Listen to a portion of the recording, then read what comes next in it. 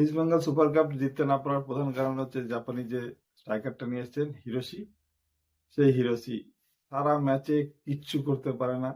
এই হিরোশিকে নিয়ে আসা হয়েছিল ডায়মন্ডাকাসকে তাড়িয়ে দিয়ে।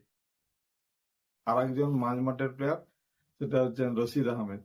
সবাই ভেবেছিল যে এইসব প্লেয়ার নিয়ে এসে ইস্ট বেঙ্গল হয়তো বাজিমাত করে যাবে। অ্যাকচুয়ালি এইসব প্লেয়ার নিজেদের দেশে খুবই সাধারণ মানের প্লেয়ার। আরবিটা রীতিমতো বলেই ফেললেন যে হিরোশির থেকে ভালো প্লেয়ার কলকাতা মাঠে খেপ খেলে বেড়ায়। আর এইসব প্লেয়ার নিয়ে ইস্টবেঙ্গল সমর্থকরা লাফালাফি করছিল তারা নাকি সুপার কাপ জিতবেন। সেই সব বন্ধুদের বলি যে আগে নিজেদের বিদেশি চয়ন ঠিক করে করুক ইস্টবেঙ্গল।